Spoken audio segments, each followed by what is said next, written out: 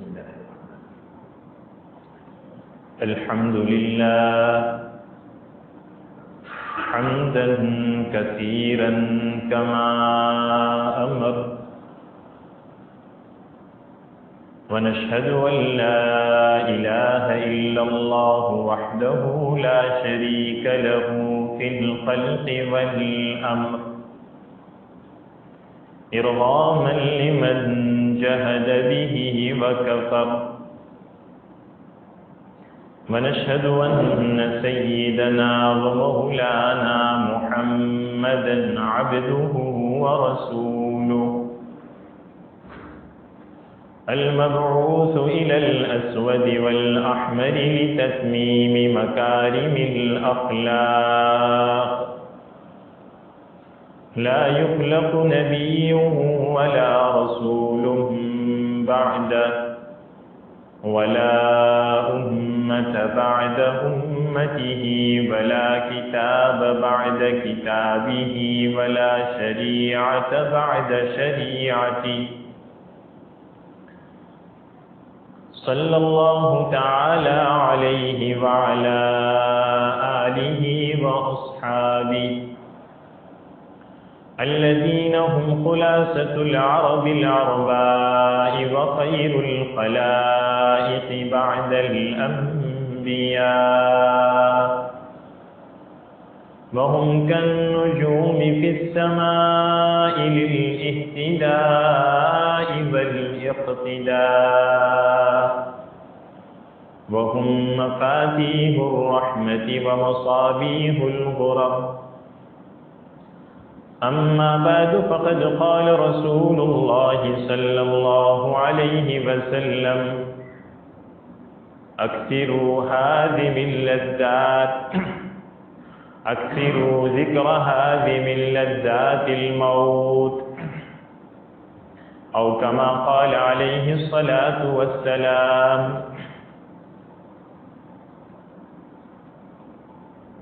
بزرگ اور دوستو،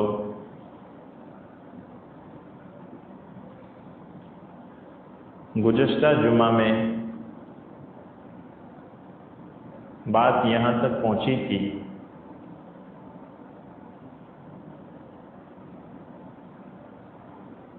کہ جب کفن دیا جائے تو کفن میں افراط اور تفریط نہ کی جائے، یعنی کفن بہت زیادہ مہنگا نہ ہو، اس لیے کہ کفن کو بھی اور مرنے والے کو بھی سلگر جانا ہے، گل جائیں گے، سر جائیں گے، کفن بھی اور مرنے والے بھی، اس لیے بہت زیادہ مہنگا کفن نہ خریدا جائے اور استطاعت کے باوجود بہت ہلکا نہ خریدا جائے، پتا ہوا کفن استعمال نہ کیا جائے،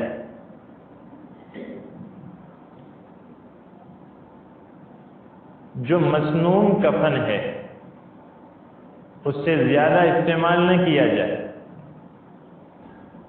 مرد کے لیے مسنون کفن 3 ہے اور عورت کے لیے 5 ہے، تو مرد کے لیے 3 سے زیادہ استعمال نہ کیے جائے، یعنی 3 کپڑوں سے زیادہ کپڑے استعمال نہ کیے جائیں۔ مرد کے کفن میں 3 کپڑے ہیں تو 4 یا 5 کپڑوں کا استعمال نہ کیا جائے، ایسے ہی عورت کے کفن میں 5 کپڑے ہیں تو 5 سے زیادہ کا استعمال نہ کیا جائے، اور استطاعت کے باوجود مسنون کپڑوں سے کم نہ کیا جائے،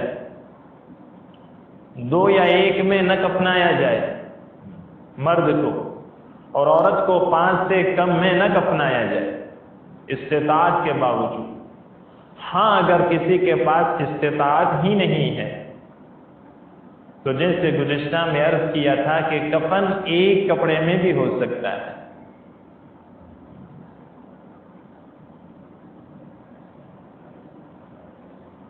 کفن کے بعد اب مسئلہ آتا ہے کہ میت کو جلدی قبرستان لے جایا جائے۔ حدیث میں آتا ہے کہ میت کو جلدی قبرستان پہنچا دو، یعنی اس کی جو منزل ہے وہاں تک پہنچا دو، اس لیے کہ اگر مرنے والا نیک ہے تو تم اس کو اس کی منزل تک جلدی پہنچا دو گے جہاں اس کو اور زیادہ آرام اور راحت ملے گی۔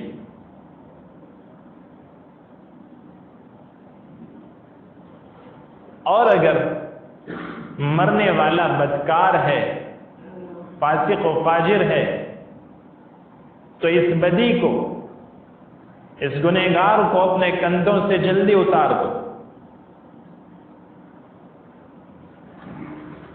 نیک ہے جب بھی اس کو قبرستان جلدی پہنچاؤ، اور اگر برا ہے تب بھی اس کو قبرستان جلدی پہنچاؤ۔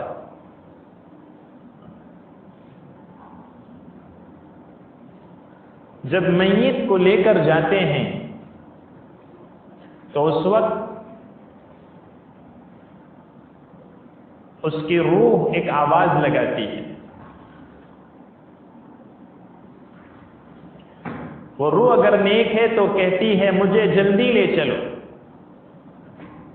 اور اگر غیر صالح ہے تو وہ کہتی ہے کہ تمہارا ناز ہو تم مجھے کہاں لے جاتے تھے۔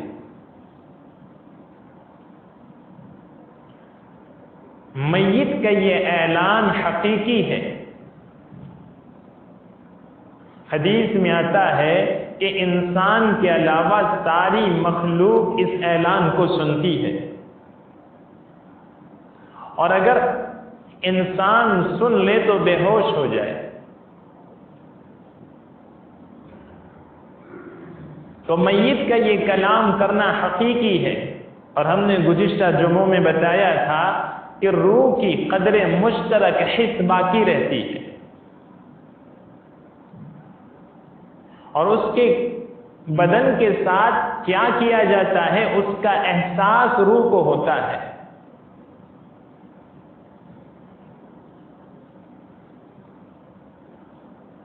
اب بات آتی ہے کہ جنازے کو کیسے لے جایا جائے۔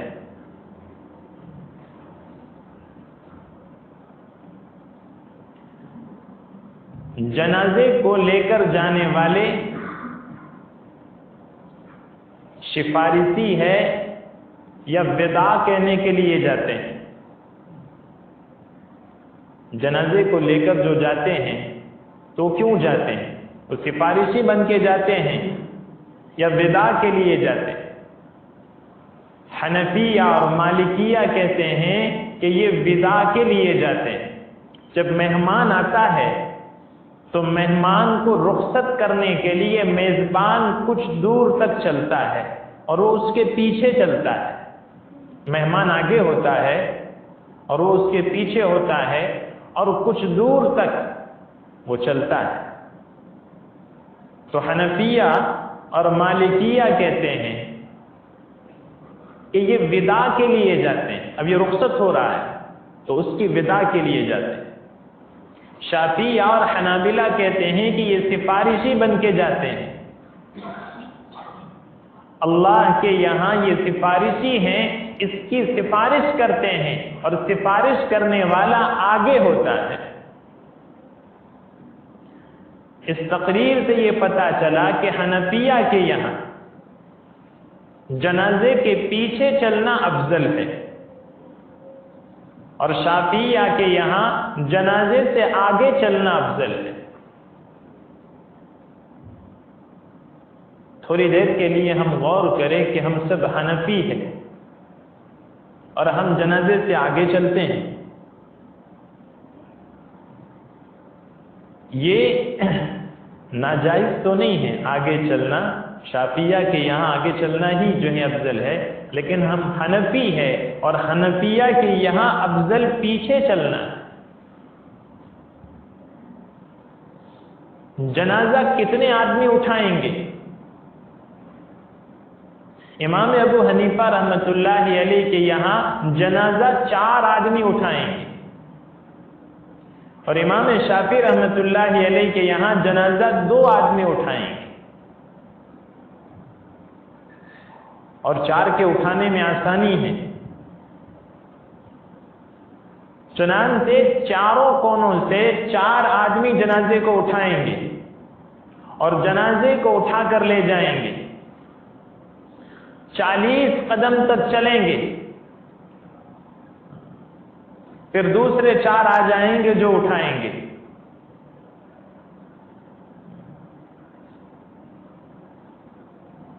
بیچ میں ایک اور مسئلہ میں آپ کو بتاتا چلوں۔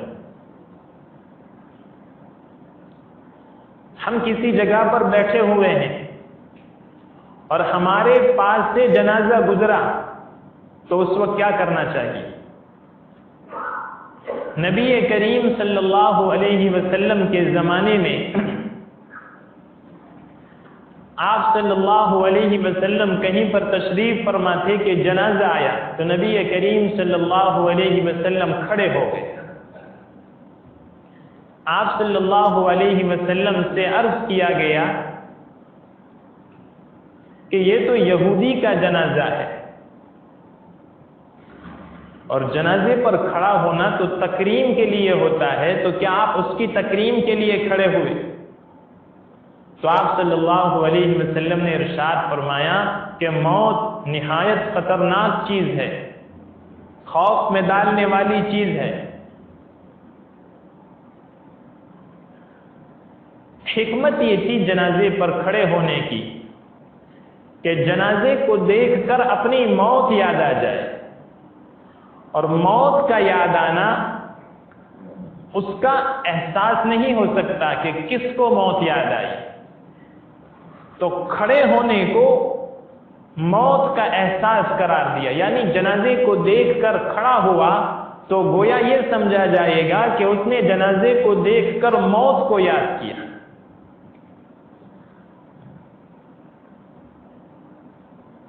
نبی کریم صلی اللہ علیہ وسلم نے پھر جنازے کو دیکھ کر کھڑے ہونے سے منع فرمایا۔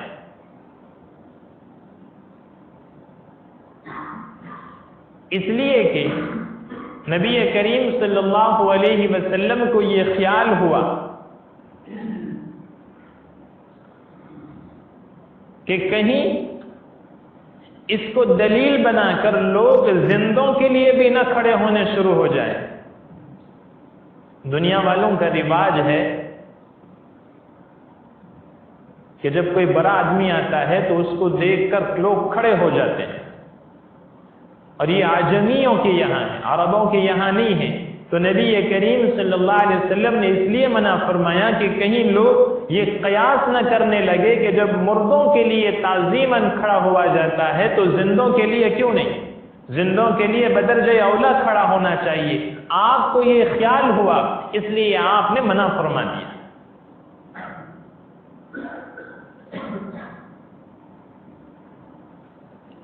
میرا تعلق مدرسے سے بھی ہے اور اسکول سے بھی ہے۔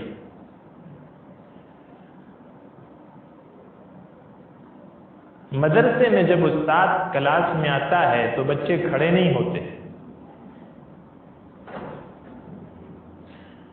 اور بڑے بڑے علماء، کبار علماء، وہ بھی جب اپنی درسگاہ میں تشریف لاتے ہیں تو پڑھنے والے کھڑے نہیں ہوتے۔ اور اسکول میں جب استاد یا استاذنی تشریف لاتی ہے تو سب کھڑے ہو جاتے ہیں۔ یہ فرق ہے دنیاوی علوم کا اور اخروی علوم کا۔ حضور نے تو اس مظنہ سے، اس خیال سے منع فرمایا کہ کہیں لوگ جو ہیں اس جنازے پر کھڑے ہونے کو قیاس کرنے لگے کہ جب جنازے کے لیے کھڑا ہوا جاتا ہے، جب مردے کے لیے کھڑے ہوتے ہیں تو پھر زندوں کے لیے کیوں نہیں؟ اس لیے حضور نے پھر منع فرمایا۔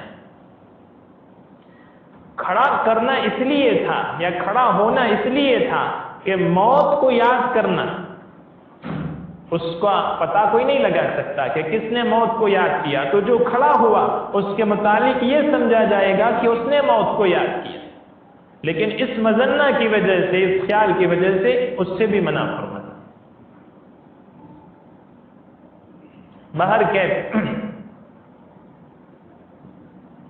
ہمارے یہاں 4 آدمی جنازے کو اٹھائیں گے چاروں کونوں سے، 40 قدم چلیں گے، پھر اور 4 آئیں گے۔ باہوش بول رہا ہوں، اور جو بات کتابوں میں پڑھی ہے اس کو آپ لوگوں تک پہنچانے کے لیے بول رہا ہوں کہ ہمارے یہاں جنازے میں جو آگے 2 لائنیں لگائی جاتی ہے وہ بالکل خلاف ہے، سنت کے خلاف ہے۔ نہ شافعیہ کے یہاں اس کا ثبوت ہے، نہ حنفیہ کے یہاں اس کا ثبوت ہے۔ شافعیہ کے یہاں آگے چلنے کو کہا ہے، لیکن لائن لگانے کا تذکرہ نہیں ہے۔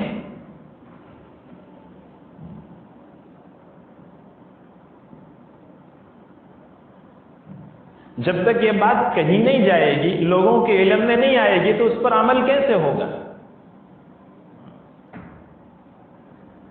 گودرا میں 10 دن میں جماعت میں تھا، 2 سال پہلے کا واقعہ، 2.5 سال پہلے کا۔ ہمارے امیر صاحب تھے، تو مسجد کی جو حی علی الصلاۃ والی کھڑکی ہے، اس کھڑکی میں سے ایک مکان نظر آتا تھا جن کو کینسر ہو گیا تھا، اور وہاں کے لوگوں نے بتایا کہ یہ بالکل آخری وقت میں ہے۔ ہم نے بھی کھڑکی میں سے دیکھا کہ بڑی تکلیف میں ہے۔ اسی دن رات میں انتقال ہو گیا۔ ہم نے صبح میں طے کیا کہ ہم تعلیم کا وقت آگے پیچھے کر شرکت کریں گے جنازے میں، لیکن جنازے میں سوائے 1-2 آدمیوں کے کوئی شرکت نہیں کر سکا۔ جیسے ہی جنازہ تیار ہوا، فوراً نماز جنازہ ہوئی، اور تیزی کے ساتھ لے کے گئے جیسے دوڑ رہے ہیں۔ تو ہمارے امیر صاحب کہنے لگے کہ ان لوگوں کا طریقہ درست نہیں ہے۔ مجھے تو پتہ نہیں تھا، میں تو سویا ہوا تھا، میں سمجھا 9 بجے نماز جنازہ ہوگی تو ہم شرکت کریں گے۔ تو مجھے بتایا کہ جو 4 آدمیوں نے اٹھایا اور بڑی تیزی سے جیسے بھاگ رہے ہو ایسے لے کر گئے۔ تو میں نے تھوڑی دیر سر جھکایا، پھر کہا کہ امیر صاحب یہی صحیح ہے، ہمارے یہاں اس پر عمل نہیں ہے کہ 4 آدمی جنازہ اٹھائے اور چاروں تیزی سے چلے، کیونکہ حدیث میں آتا ہے اور مرنے والا اس کی روح بھی کہتی ہے مجھے جلدی سے لے چلو، اگر نیک ہے تو کیا کہتی ہے؟ مجھے جلدی سے لے چلو۔ تو اس کا جو مقام ہے جہاں اس کو آرام اور راحت ہم سے زیادہ ملنے والا ہے، اس تک اس کو پہنچا دو، اور اگر وہ بدکار ہے، برا ہے، تو اپنے کندھوں سے اسے جلدی اتار دو۔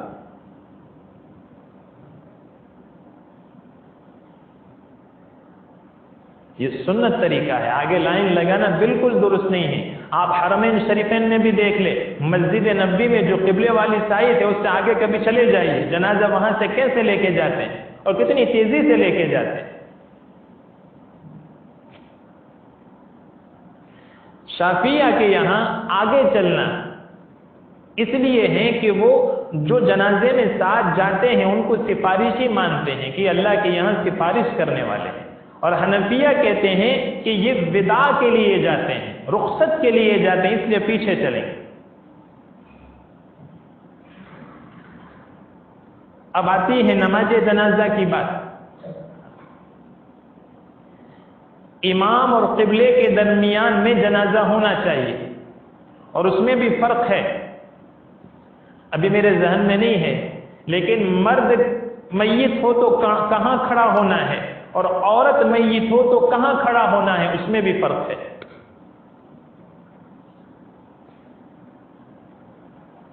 الغرض کہیں بھی کھڑے ہو جائیں درست ہے، جائز ہے، لیکن فرق ہے۔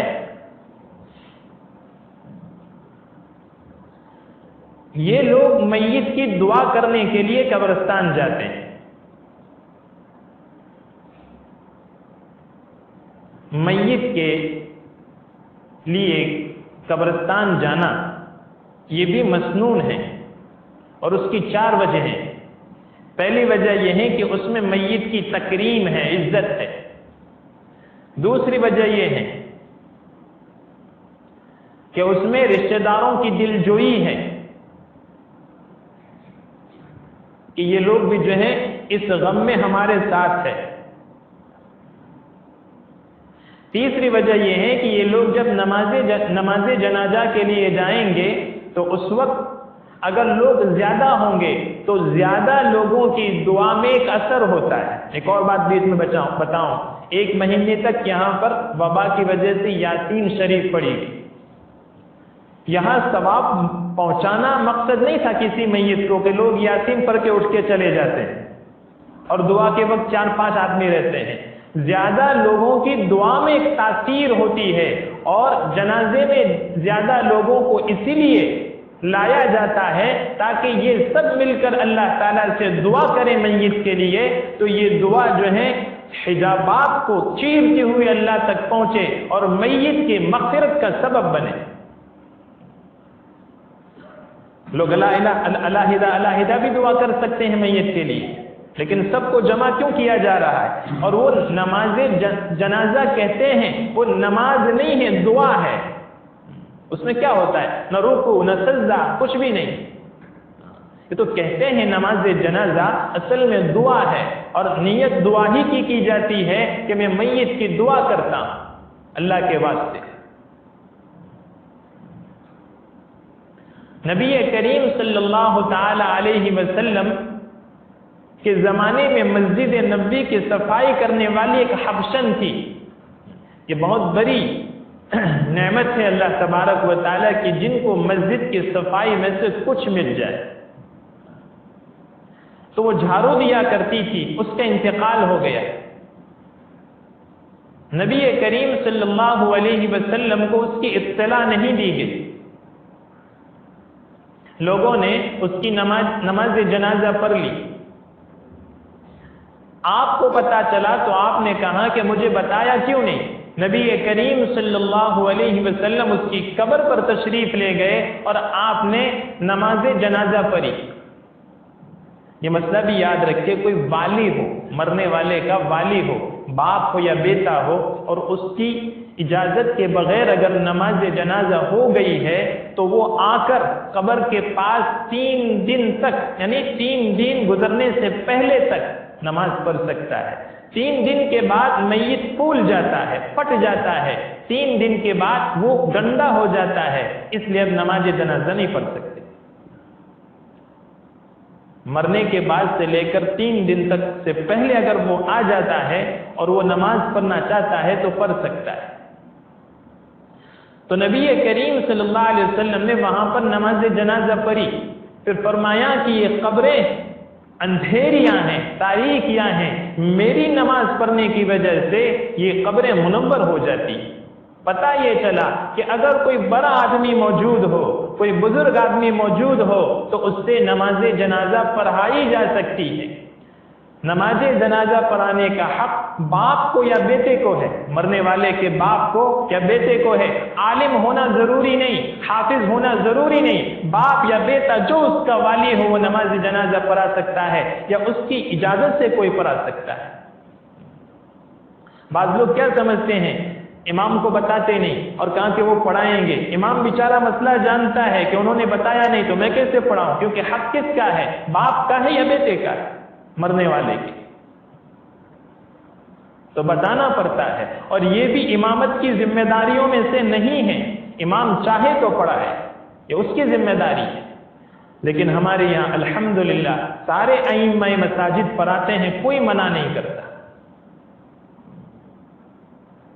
خیر، تو نبی کریم صلی اللہ علیہ وسلم نے ارشاد فرمایا کہ قبریں اندھیریاں ہیں، تاریکیاں ہیں، میری نماز جنازہ پڑھنے کی وجہ سے وہ منور ہو جاتی ہے۔ پتہ یہ چلا کہ اگر کسی بزرگ سے، کسی اچھے آدمی سے نماز جنازہ پڑھائی جائے تو اس کا ایک اثر ہوتا ہے، اور ایسے بزرگ موجود نہیں ہیں تو ایک معتدی لوگوں کا، یعنی ایسے زیادہ لوگوں کا جمع ہو جانا اس کو اچھا قرار دیا۔ ایک حدیث میں آتا ہے کہ 40 آدمی ہونے چاہیے۔ کسی صحابی کے لڑکے کا انتقال ہو گیا تو انہوں نے اپنے دوسرے بیٹے سے یا غلام سے پوچھا کہ لوگ کتنے ہیں؟ کہا کہ تو زیادہ ہی ہیں، کہاں 40 ہوں گے، کہاں ہاں 40 ہوں گے، تو کہاں کے جنازہ باہر نکال دو، نماز جنازہ پڑھاتے ہیں۔ اور مسجد نبوی میں حضور صلی اللہ علیہ وسلم کے زمانے میں جو جگہ نماز جنازہ پڑھنے کی تھی وہ 3 صفیں تھی، جس میں 100 آدمی آ سکتے تھے۔ ایک حدیث میں آتا ہے کہ جس پر 100 آدمیوں نے نماز جنازہ پڑھی تو اس کی مغفرت ہو جائے گی، کیونکہ یہ زیادہ لوگ ہیں۔ ایک صحابی نے 3 صفیں کم لوگ ہو تو بھی 3 صفیں بنائی، یہ صحابی کی تعویل تھی، لیکن وہ بھی مقبول ہے، کیونکہ صحابہ ہمارے لیے ستاروں کے مانند ہیں۔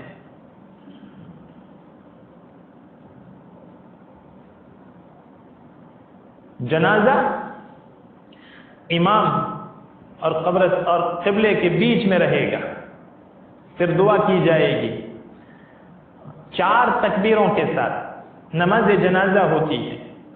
حضرت عمر رضی اللہ عنہ کے زمانے میں اتفاق ہو گیا کہ تکبیریں 4 کہی جائے گی، اس سے پہلے کبھی 5 بھی کہی جاتی تھی، کبھی 4 کہی جاتی تھی، کبھی 5 کہی جاتی تھی، لیکن حضرت عمر رضی اللہ عنہ کے زمانے میں اس پر اتفاق ہوا کہ تکبیریں اب 4 کہی جائے گی۔ پہلی تکبیر کے بعد ثنا پڑھی جائے گی، اس کے بعد درود شریف پڑھا جائے گا، اور اس کے بعد دعا پڑھی جائے گی۔ امام ابو حنیفہ رحمۃ اللہ علیہ اور امام شافعی اور امام مالک رحمۃ اللہ علیہ کے نزدیک پہلی تکبیر کے بعد ثنا پڑھی جائے گی۔ امام شافعی رحمۃ اللہ علیہ اور امام احمد ابن حنبل رحمۃ اللہ علیہ کے نزدیک سورہ فاتحہ پڑھی جائے گی، لیکن قرات کے طور پر نہیں، دعا کے طور پر، اس لیے کہ دعا مسنون ہے، اللہ کی تعریف مسنون ہے، ثنا میں بھی اللہ کی تعریف ہے، سبحانک اللہم وبحمدک وتبارک اسمک وتعالی جدک ولا الہ غیرک، اللہ کی تعریف اور اللہ کی بڑائی ہے۔ اور سورہ فاتحہ میں بھی 7 آیتوں میں سے ساری 3 آیتیں مکمل، 4تھی آیت آدھی، اس میں اللہ کی بڑائی اور اللہ کی تعریف بیان کی گئی ہے۔ الحمدللہ رب العالمین الرحمن الرحیم مالک یوم الدین ایاک نعبد، یہاں تک اللہ پھر مانگنا شروع ہوتا ہے، وَإِيَّاكَ نَسْتَعِينُ اهْدِنَا الصِّرَاطَ الْمُسْتَقِيمَ صِرَاطَ الَّذِينَ أَنْعَمْتَ عَلَيْهِمْ غَيْرِ الْمَغْضُوبِ عَلَيْهِمْ وَلَا الضَّالِّينَ۔ فتاوی رحیمیہ میں لکھا ہے کہ قرات کرنے والے کو چاہیے کہ ایک آیت کو الگ پڑھے، یہ مسنون اور مستحب ہے، اور اگر نہیں پڑھ سکتا تو 3 حصوں میں پڑھے نماز میں۔